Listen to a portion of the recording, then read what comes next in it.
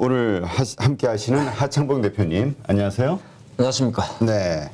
어떻게 갈수록 머리가 더 날립니다. 지금같이 좋은 장에 머리가 날리게 뛰어와서 또 아침에 이렇게 좋은 소식. 제가 사실 지난번 찐시장 하면서 제가 방송에서 차트 한번 보여드리지 않습니까? 네. 나스닥 차트하고. 그리고 이제 어제는 사실 어제 장을 딱 보면서 그런 이야기를 제가 텔레그램에 그런 이야기를 남겨놨었는데 반도체 지수가 나스닥 지수보다 추월하는 상승이 오늘 밤에 나올 것 같다. 그런 이야기를 드렸는데 사실 우리의 목소리를 외국인들이 잘 들어주는 것 같고 오늘 상당히 기분 좋은 금요일 아침입니다. 일단 그렇게 시작하겠습니다. 역시 그 주식하시는 분들은 주가가 올라야 기분이 좋아요. 그렇죠. 오르는데 또 어제 저 미국처럼 아침 딱 출발하자마자 종가까지 쭉 제가 가끔 이제 뭐 장난스러운 말로 잠이 오르라 그러거든요. 자고 났더니 미국이 올라 있더라 이렇게 올라 있는데 내용이 너무 좋았어요. 내용이 좋게 오르는 게 어떻게 보게 되면 우리나라 관점에서는 되게 좋은데 하나씩 풀어볼까요? 네, 어디 한번 볼까요? 네, 미국 증시가 일종 흐름인데 뭐 보게 되면 호재가 이 정도면 호재가 만발했다는 거죠. 왜냐 보통 최근의 변동성에서는 1% 정도 가지고는 좀 약하고 나스닥이 이제 11,000포인트에서 어느 정도 다시 11,600포인트면 2% 정도 상승했습니다. 근데 보니까 도대체 무슨 일이 있었을 정도로 이렇게 쭉 갔을까 되게 중요하지 않습니까? 그게 여기서 지수 흐름에서 두 가지 포인트를 잡아보는데 첫 번째는 기술주들이 확실히 상당히 좋은 흐름을 좀 보였다 이렇게 볼 수 있고 또 하나가 어제 우리나라 한국 증시에서 삼성전자가 4월 29일 이후 최대의 힘을 보여줬습니다. 상승의 어떤 에너지를 말하는데 삼성전자도 그렇고 하이닉스도 그렇고 어제 반도체 우리나라 소부장들도 배터리보다 강했었거든요. 그런 관점에서 미국에서 이제 필라델피아 반도체 지수도 올랐으면 했는데 2배수가 오른 거죠. 이게 뭐가 이렇게 많이 올랐을까를 보게 되면 이제 우측을 보게 되면 다 좀 설명을 할 수가 있는데 자, 유가 같은 경우는 지금 빨리 하락하는 게 좋을까요? 급하게 하락하는 게 좋을까요? 그러니까 이제 유가나 에너지 같은 경우는 하락한 건 좋긴 좋은데 원자재가 망가진다는 거는 경기 침체 이슈를 상당히 자극하는 거거든요. 그래서 어느 정도의 기술적 반등이 필요했습니다. 물론 두 가지 다가 어느 수요 공급단이지만은 그래서 보게 되면 제가 5시 30분 정도에 캡처를 했는데 유가가 이제 다시 $100 정도로 조금 올라왔고요. 쪽 밑에 보면 천연가스는 좀 유가보다 변동성이 큽니다. 어제 12%가 올랐어요. 그럼 또 일부 투자자분들은 야, 이거 큰일 났다 이거 에너지 가격 이렇게 볼 수 있는데 그게 아니 그런 관점보다 최근에 천연가스가 폭락을 했었어요. 그러다 보니까 어떻게 두 개 다 전부 다 재고 감소 이야기입니다. 그러니까 항상 보면 어제 유가 같은 경우도 미국이 주간 원유 재고가 발표되거든요. 근데 원유 재고가 발표되는데 내용을 봤더니 생각보다 재고량이 좀 줄었어요. 그리고 천연가스 같은 경우는 최근에 우리나라도 지금 보면 계속 무더위 때문에 어떤 이야기를 하냐면은 폭염 이야기 하지 않습니까? 근데 이게 한국만의 문제가 아니고 제가 외신 보도를 봤더니 프랑스 같은 경우는 지난주인가 한 번 정도는 40도까지 올라갔대요.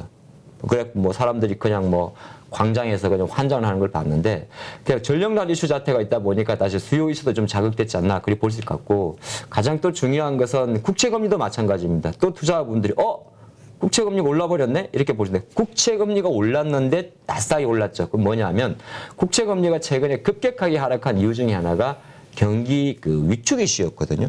근데 그걸 가미하면서 요것만 놓고 보면 만약에 기존의 관점으로 보게 되면 이 정치를 이해할 수가 없습니다. 하지만 중요한 것은 뭐냐면 에너지 가격도 그다음에 채권 가격도 적정 수준의 변동성이 가장 좋은 거고 어제 달러 같은 경우는 상당히 강했는데 보리스 총리 영국 총리가 사임을 했죠. 처음엔 저도 영국 총리의 사임이 이거 영국 파운드와의 약세를 끄지 않을까 했는데 오히려 시장은 물론 이제 약간 불미스러운 무슨 스캔들이라고 이야기를 하더라고요. 보리스 총리의 사임 자체가 어떻게 보게 되면 또 시장에서는 긍정적으로 작용했습니다. 사실 근데 과연 보리스 총리의 사임이 긍정적일까는 사실 해석에 따라 좀 다른데 그럼에도 불구하고 미국 증시가 어떤 급격한 원자재의 가격 충격을 조금 완화했고 또 하나가 있어요. 어제 삼성전자 실적 발표 이야기 가지고 많이 하실 건데 이게 그대로 미국 같습니다. 우리나라 제가 가끔 그런 얘기 하지 않습니까? 한국 증시가 상반기 꼴찌했습니다. 근데 한국 증시가 오히려 전 세계 1위를 할 수도 있다는 말씀을 잠깐 드렸었고 어제 삼성전자 실적 발표가 그대로 미국의 기술주한테 엄청난 자극을 줬습니다. 왜냐하면 14조 초반 정도가 나왔었죠? 14조 원? 근데 그게 컨센서스보다 낮게 나왔다고도 볼 수 있는데 어제 삼성전자 14조 나왔는데 올랐잖아요. 반도체 올랐죠. 왜 그러냐면 생각보다 잘 나왔던 거예요. 네. 그리고 삼성전자 실적 발표 한 일주일 됐나? 아, 맞아. 마이크론 테크놀로지 실적 발표할 때, 뭐, 가이던스 하향이야, 그런 이야기 했잖아요. 근데 어떤 게 있었냐면, 제가 한번 언급을 들었을 것 같은데, 가이던스가 마이크론이 실적을 발표하면서 우리가 캐펙스를 조정한다든지, 가동률을 조정을 해서 어느 정도의 수요적인 단, 뭐, PC라든지 스마트폰이라든지, 수요단을 제어할 수 있다는 그런 뉘앙스를 줬었거든요. 그러다 보니까 어저께 미국 쪽에서 반도체 쪽으로 많이 반영한 게, 정말이네? 잘하면 이거 경기만 조금 다시 급락한 회복되게 되면 하반기 정도에는 좀 IT 쪽이 회복될 수 있지 않을까? 뭐 그러한 이슈. 그런 게 좀 복합적으로 작용했지 않나 그렇게 보겠습니다. 네. 하여튼 반도체 관련한 주식들 회사들이 전부 좀 급등을 해줘가지고 근데 또 하나 찜찜한 게 이 한국 시장이 먼저 선반영되고 네. 그다음에 이제 미국 시장이 좀 따라가는 경향을 보일 때도 간혹 있어서 네. 혹시나 어제에 우리가 상승한 것이 미국 시장의 선반영 역할을 해준 거 아니냐. 그러니까 오늘은 미국 시장이 오른 거와 상관없이 또 우리만의 또 길을 가는 거 아니냐. 근데 이게 이제 우리 대표님이 이제 이렇게 물어보는 게 아마 개인 투자자들의 심리를 그대로 이제 빙의해서 말씀 주시는 거잖아요. 자, 우리가 지금 장이 워낙 이제 급한 상태에서 빠이다 보니까 이제 오늘 미국 올랐다고 해서 우리나라 장이 또 뭐 무조건 많이 오른다 이렇게 볼 수는 없을 수는 있어요. 왜냐면 어제 이제 우리가 반영되고 제가 지금 삼성전자의 힘 자체가 또 뭐 어떻게 보게 되면 미국 반도체 종목으로 갔습니다라고 이야기를 드렸는데 큰 트렌드를 한번 계속 좀 기억하면 좋을 것 같아요. 큰 트렌드가 어쨌든 전두에 말씀드렸던 긴축에 대한 이슈 자체가 실적으로 어느 정도 커버를 할 수 있다는 기대감이 시장에 준 게 좀 중요한 것 같습니다. 우리나라의 한국의 실적 발표가 이제 7월 대부분 4주차에다 발표됩니다만 미국은 이제 다음 주부터 금융주 실적 발표에서 들어가거든요. 그럼 2분기 실적 발표에 대한 기대감이 좀 낮긴 낮습니다만은 어제 두 가지 재료가 그대로 오게 되는데 가장 중요했던 게 많은 투자자분들이 다음 주 목요일 아침을 주목을 하지 않습니까? 미국의 소비자 물가지수의 발표. 그런데 어제 FOMC 의사록에서의 어떤 그 뉘앙스가 뭐냐면 경기가 그러니까 금리야 다음 이번 달에 뭐 75나 50을 올리겠지만은 어느 정도 경기에 대한 확신감을 좀 준 게 있고 여기에 또 하나가 어제 블라드 총재입니까? 또 미국의 주요 의원들도 계속적으로 확신감을 좀 주는 거예요. 준다고 해서 무조건 오르가는 건 아닌데 제가 생각할 때는 그거 같아요. 어쨌든 간에 뭐 지금 반도체 종목 오르고 뭐 이런 것도 중요한데 국제 유가가 단방에 확 빵락을 했다가 제자리에서 $100 정도에서 행보해 주는 거 이게 가장 이상적인 겁니다. 만약에 여기서 한 가지 생각을 해봐서 국제 유가가 하락한다고 해서 무조건 좋은 것도 아니고 급등한다고 무조건 나쁜 것도 아닌데 제일 나쁜 게 뭐냐면 10% 정도의 변동성이었거든요. 그냥 국제 유가가 한 방에 경기 위축 이슈 때문에 뭐 또 어떻게 보면 독일발 뭐 트리거도 되긴 됐습니다만은 그게 $100 밑으로 한 번에 내려갔다가 자율 반동으로 원유 재고 감소라는 자율 반동으로 쫙 회복을 해준 상태에서 가장 제가 좋게 본 게 국채금리 밀리면 안 됩니다. 그러니까 미국이 지금 금리 올린 상태에서 국채금리가 지난번처럼 계속적으로 막 2.8까지 내려가게 되면 이거는 심각한 경제 위축을 의미하거든요. 네. 그런 관점이 좀 보기 때문에 큰 트렌드 쪽에서는 계속적으로 시장이 조금 자리 잡기로 가는 과정으로 보는 게 좀 어떨까 그 생각을 하는 게 좋을 것 같습니다. 네, 알겠습니다. 자, 그럼 이제 국내 시장으로 좀 들어와서요. 네. 어제 장 마감 후죠. LG에너지솔루션 실적 발표가 있었단 말이죠. 네, 네. 그거에 대해서 좀 한번 살펴볼까요? 잠정 실적이긴 하지만. 잠정이 거의 뭐 맞는 거죠. 보통 이제 삼정하고 삼성에도 마찬가지고 숫자는 거의 안 틀려요. 근데 이게 숫자도 숫자지만 이 잠정 때는 가이던스가 안 나오죠. 네. 그리고 우리나라는 가이던스는 발표하지 않고 이제 원래 안 해요? 섹터별로 이제 뭐 어제 삼성전자 같은 경우는 14조라면 거기서 구체적으로 반도체가 얼마, MX 사업부 이제 IM 사업부 이름이 MX로 바뀌었습니다. 스마트폰이 얼마 이렇게 나왔는데 LG전자의 잠정 실적은 제가 어떤 인사이트를 좀 줬냐면 우측으로 한번 보죠. 지금 분기별 매출액 구조입니다. 지금 LG는 어떤 기업이냐면은 LG는 실적에 대해서는 핸디를 주는 기업입니다. 왜? 배터리 사업이라는 것은 지금 당장 조금 못 나와도 지금 막상 이제 설비 투자 들어가고 앞으로 커질 기업이니까 실적이 조금 부진해도 그렇게 반응은 안 합니다. 근데 중요한 이런 기업들, LG 에너지솔루션 같은 전기차 기업들의 가장 첫 번째 특징은 매출액 증가 속도가 꺾이면 안 되는 거거든요. 근데 어쨌든 매출은 5조 700억 정도가 나왔어요. 그러니까 다시 이제 조금 어떻게 보게 되면 뭐 계속적으로 이게 왜 그러면 매출액 증가 속도가 생각보다 덜 나갑니까? 거꾸로 생각하면 전기차 인도 대수가 2분기에 줄었잖아요. 테슬라도 50만 대 인도를 못했습니다. 가장 많이 한 데는 비아디가 60만 대인데였거든요. 네. 그러니까 차량이 안 나가니까 배터리 덜 나가는 건 있는 거죠. 근데 중요한 건 또 컨센서스가 2천억보다 조금 못 나왔거든요. 2천억보다 못 나오니까 컨센서스 2천억 좀 나왔습니다. 컨센서스보다 하이했는데 어제 내용을 놓고 보면 이게 영업이익이 작년 대비해서 24% 정도가 감소한 겁니다. 요거는 전분기 대비, 그러니까 1분기 대비고, 근데 이제 보통 우리가 실적 발표할 때 되면 YOY 표시를 하거든요. 그럼 작년도 2분기는 얼마였는데 슉 들어가게 되면 7천억이었으니까 와, 이거 뭐 70% 감소한 거 아니야? 이렇게 볼 수 있는데, 이게 그때 이제 작년 2분기 때 실적 발표할 때 이 7천억 중에서 라이센스 이익이 있었어요. 라이센스 대가 합의금 자체가 있었기 때문에 이게 사실은 일회성 수익이었습니다. 그러니까 LG인솔루션은 지금 약간 이제 2천억 원 정도의 영업이익으로 가는 그림이죠. 그래서 실적에 대해서는 사실 뭐 그렇게 잘 나왔다 못 나왔다 평가는 할 수 없는데, 시간에서 한 2천억 정도 빠졌던 것은 그래도 가이던스 한 2천억보다는 조금 낮게 나왔었는데, 밑에가 미치는 영향이 좀 커요. 이게 이제 LG솔루션 보는 게 아니라 밑에 우리가 하단에 있는 배터리 소부장 때문에 한번 제가 일부러 그어놨어요. 이유를 딱 했더니 이렇게 적어놓은 거예요. 설명 자료니까. LG 자료입니다. 뭐 공문이죠. 어떻게 보게 되면 글로벌 물류 대란하고 원가 상승, 이게 포인트입니다. 원가 상승분의 판가 인상 시점에 타임 스프레드가 존재했다. 이게 이제 뭐냐면 매출이 어차피 판매 대손이 괜찮은데 영업이익이 좀 감소한 게 배터리 원가가 2분기에 지금은 내려왔죠. 6월 달에 5월 달 많이 내려왔으니까. 하지만 4월 달, 5월 달 초순 생각하게 되면 뭐 다른 원자재 가격들, 니켈도 마찬가지고, 최근에 그 니켈 도금 강판 같은 경우도 어떻게 보면 캔 같은 거 있잖아요. 전부 다 올랐기 때문에 이러한 부분이 아직 판가로 전가되지 않았다. 그런 내용이 좀 큽니다. 그래서 제가 생각할 때는 LG인솔루션의 실적 자체는 주가 관점에서는 사실 이거 어차피 잘 나와도 빠질 종목이었잖아요. 빠진다는 말은 좀 그렇고, 이게 뭐 전 똑같은 이야기 계속 드렸는데, 이게 7월 27일 900만 주 어떻게 소화할 겁니까? 이게 생각보다 어렵거든요. 그래서 오히려 투자 인사이트를 우리가 어떻게 뒀냐면, 야, LG엔솔보다 장올로 가면 SDI가 힘이 더 좋을 수가 있어. 이렇게 보통 시장에서 이야기하는 이유가 수급 이슈 때문에 그렇습니다. 그래서 LG엔솔의 실적 자체는 만약에 뭐 잘 나왔다 못 나왔다 그러면 사실 냉정하게 봤을 때 못 나왔다 그렇게 평가하는 게 맞고요. 못 나온 거 못 나온 겁니다. 못 나왔다 볼 수 있고, 다른 한편 놓고 봤을 때는 주가 영향력은 어차피 996만 주에 7월 27일 상장되는 그 물량에 대한 부담감을 갖고 있을 것이고, 또 하나의 마지막 우리가 가져갈 수 있는 포인트는 뭐냐면, 그럼 국내 지금 배터리 소재 관련주들의 실적에서도 있어가지고 2분기 실적 같은 경우가 생각보다 조금 못할 수도 있겠다. 그 생각을 좀 하는 게 좋을 것 같습니다. 네. 하여튼 이게 오늘 주가에 어떤 식으로 반영이 될지 거의 없어요. 네? 거의 영향 없을 겁니다. 너무 확신하시는가요? 네. 왜냐하면 이거는 확실할 수밖에 없는 게, 장의 흐름 자체가 지금 이제 테크주로 붙이는 그림에서 실적 발표가 이게 어제도 보게 되면, 이거는 주가 관점에서는 LG는 아까 말 LG는 실적이 중요한 게 아니라서 지금 시점이 그렇습니다. 시점이 지금 LG인솔루션 쪽으로 쉽게 말해서 가만 생각해 보면, 하루 전날 일본 쪽으로 1조 원 정도의 수주 계획을 했지 않습니까? 네. 주가가 못 가잖아요.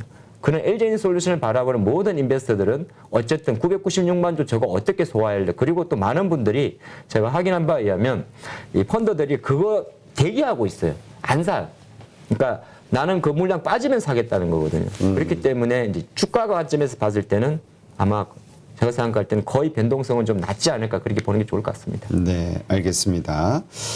자, 지금 댓글창을 봐도 참 희비가 엇갈려요. 어떤 분들은 너무나 이 시장 상황이 불안해서 가지고 있는 물량들을 좀 정리하신 분들, 이런 분들은 좋은 모습이 자꾸 나오니까 내가 이거 너무 일찍 팔았나? 후회하시는 분들도 있고, 또 이렇게 오른다 해도 아직도 마이너스 30%, 40% 생각하시는 분들은 깝깝하고. 자, 일단 우리 상반기 개인 투자자들의 그 투자 성과 어떻습니까?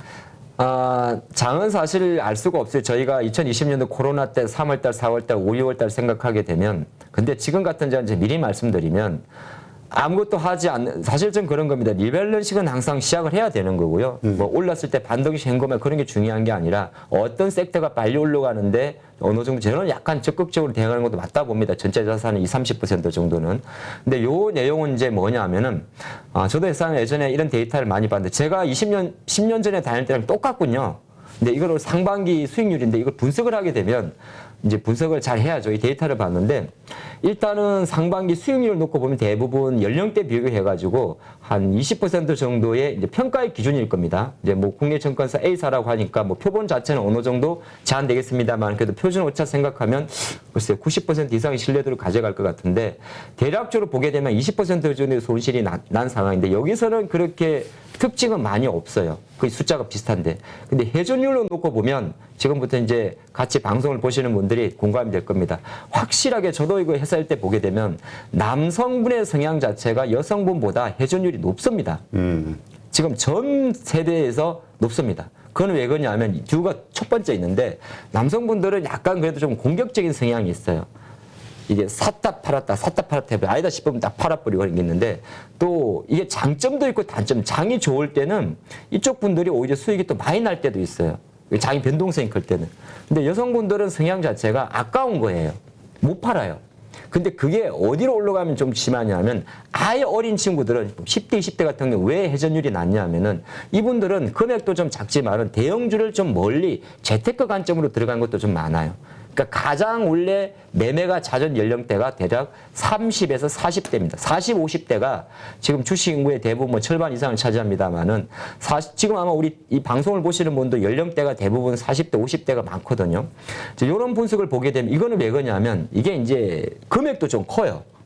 대부분이 이 10대, 20대 투자 금액보다 금액이 좀 크다 보니까 회전율 자체도 높습니다. 그리고 이제 딱 60대, 70대 넘어가면 60대, 70대 여성분들은 거의 회전율이 없습니다. 왜 그러냐면 이거는 이제 성향 분석인데 대부분 그렇지 않습니다만 아까워서 못 팔아요. 어떻게 그런 게 좀 있어요.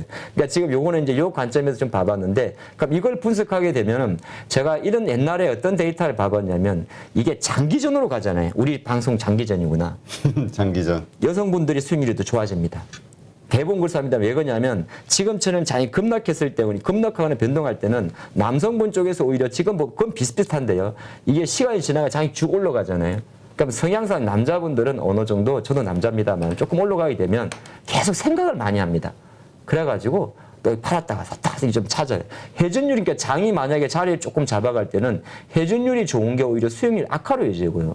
그래서 보면 또 거꾸로 보게 되면 장이 이제 뭐 계속 내려갈 경우 이미 이제 이 정도 상황이 오게 되면 지금 상반기잖아요. 이 회전율 자체는 계속 감소합니다. 여성분들의 회전율은 감소하게 되고 남성분들은 증가하게 돼요.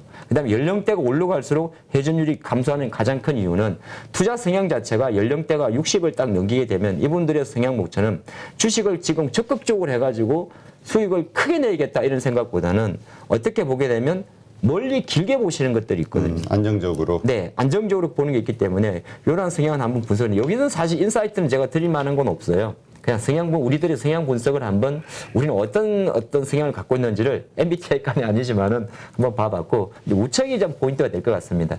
요 데이터가 이렇게 온 거잖아요. 그러면 이제 이거는 뭐 수확률은 기분 나쁘니까 안 보겠습니다.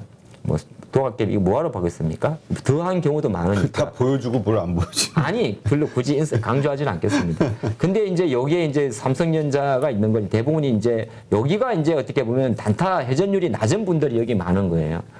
그러니까 삼성전자라든지 네이버, 카카오, 삼성전자, 우선주까지는 통상적으로 회전율이 낮은 고액 자산가가 조금 많을 확률이 높고요. 자, 코덱스 로열지 같은 경우는 어차피 ETF 지수를 베팅하는 거기 때문에 이분들의 투자 성향 자체도 지수를 길게, 그러니까 지수를 보는 분들입니다. 종목을 많이 사지 않고요. 장을 보는 방법이고 나머지 거의 비슷비슷해요. 비슷비슷한데 두산 에드빌리티 같은 경우는 원전 관련주니까 아무래도 이것도 회전율이 좀 높은 정보인데 확실하게 놓고 보면 종목으로 놓고 봤을 때는 약간 10대, 20대 쪽 MZ세대들의 조금 이런 종목하고 약간 고연령층은 아니죠. 60대 정도 분들이 확실히 대형주를 많이 샀다는 걸 볼 수 있을 것 같고요. 수학 개미는 뭐 아시겠지만은 이거 제일 많이 합니다. TQQQ, SOX. 그러니까 이거는 왜냐하면 거의 단타 성향을 말하는 건데 어쨌든 지금 나스닥이 워낙 변동성이 크다 보니까 뭐 나스닥 ETF 같은 거 레버리지 많이 활용을 하실 것 같은데 항상 레버리지 활용은 소액 금액으로 저는 그 말씀드리겠습니다. 네, 알겠습니다.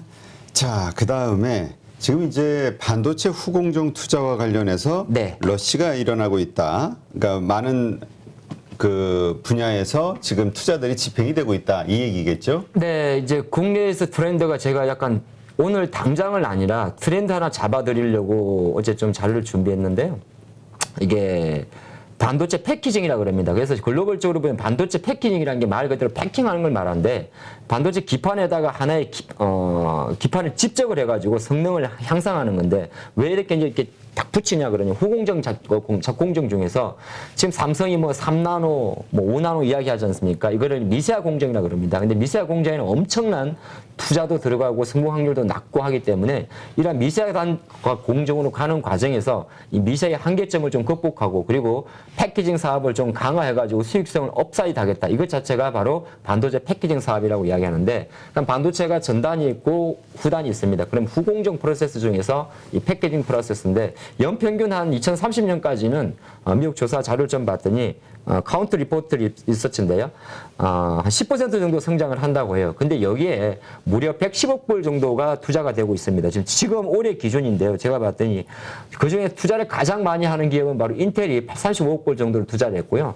대만의 TSMC가 지금 30억 불, 그리고 삼성전자가 15억 불이니까 인텔, 대만, TSMC, 삼성전자 양합 주 80억 불 정도가 투자가 되고 있습니다. 그러면 그만큼 반도체 패키지 후공정 투자에 대한 러시가 진행되고 있구나. 여기에 관심이 있구나. 이걸 한번 보시면 좋을 것 같다. 근데 이게 이렇게 말씀드리면 또 여러분들이 알긴 알겠는데 무슨 소리지? 그럴 수가 있잖아요. 그래서 제가 또 친절하게 준비를 했습니다.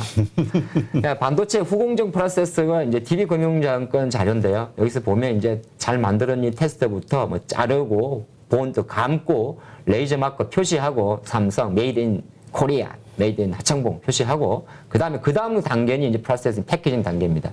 패키징 단계가 들어가게 되는데 그럼 반도체는 상당히 많은 우리 종목들이 좀 있어요. 근데 패키징은 통상적으로 우리가 말하는 뭐 절단이 아니고 다른 장비보다는 후공정 장비들은 대부분 전공정 장비에 비해서 조금 실적이 낮다고 이야기를 합니다. 낮다고 하는데 최근에 이제 요게 조금 강조된다는 거고요. 그럼 이건 제가 패키징 기업들이 뭐가 있는지를 보여드리려고 밸류체인을 보여드린 거예요. 대표적으로 이제 국내 패키징 관련 사업에서 투자를 많이 하는 기업이 바로 삼성 쪽에서 나와서 회사를 설립하신 바로 SFA죠. 그 SFA 그리고 SFA의 또 연결자 회사입니까? SFA 반도체 이런 기업들 대부분 패키징 관련 사업을 좀 많이 하고 있고 또 하나마이크론 같은 경우도 마찬가지입니다. 여기에 또 작은 기업 하나는 ADD 테크놀로지인데 뭐 사실 반도체 공정에서 갑자기 테스트 근데 이거는 주가는 지금 다 많이 빠져 있어요.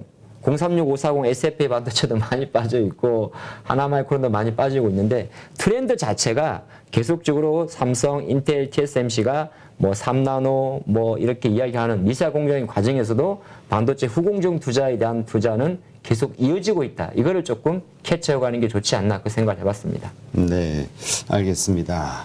자, 이렇게 해서 오늘 양봉 나옵니까? 지금은 오늘 같은 날은 양봉보다 뭐가 더 중요한 거냐면 오늘은 5주 만에 주봉상 양봉으로 마감을 하게 되고요. 오늘 종가가 주봉상 양봉으로 마감을 하게 되면 지수 밴드를 봤을 때는 이제 우리나라 증시가 지금 6월 한 달 동안 하락을 했지 않습니까? 그래서 기술적 분석으로 보게 되면 20일 이동 평균선을 오늘 돌파하는 흐름이 되게 됩니다. 그러면 그 과정으로 갔을 때 다음 주에 대응 비행도 있기 때문에 이제 다음 주는 지금 오늘의 힘 자체를 잘 이어간다면 코스피 지수 기준으로 선단 2,400, 코스닥 800선에 대한 지지력을 확인하는 과정을 볼 수가 있기 때문에 오늘 제가 장을 열 때 투자 포인트는 외국인 매수입니다. 어제는 선물이었다면 오늘 현물에서 외국인 매수가 더 싸주는지 그게 중요할 것 같습니다. 자, 지금 시점에서 뭐 반도체 후공정이 됐든 네. 뭐 반도체주가 됐든 앞으로 좀 좋아질 거라는 기대감을 갖고 신규 매수 혹은 물타기 들어가도 됩니까? 반도체는 사실 지금 그렇게 공격적으로 투자할 때는 아니고요. 어차피 장이 올라온다고 해서 뭐 오늘 갑자기 많이 빠져있는 반도체 종목들이 다 올라올 건 아닌데 하지만 이제 우리가 좋다고 하는 일부 기업들 있지 않습니까? 뭐 기업으로 보게 되면 솔브레인, 동진세미캠이라든지 이런 기업들은 어느 정도 조금 관심을 가지는 건 좋을 것 같고 어떻게 보게 되면 우리나라가 글로벌 증시에서 가장 많이 빠진 게 한국이라면 가장 많이 빠졌던 섹터가 IT잖아요. 배터리 같은 경우는 여전히 반도체보다 산전에 있었기 때문에 일정 밸런스를 생각하시면서 실적이 좀 괜찮고 회사 라인업이 괜찮은 회사들은 조금씩 관심 가지는 게 전 좋을 것 같다는 생각을 하고 있습니다. 네, 알겠습니다. 누구나 1시간 안에 200개 종목에서 좋은 종목을 고를 수 있는 그런 능력을 배양할 수 있도록 제가 도와드리려고 그렇게 하고 있습니다.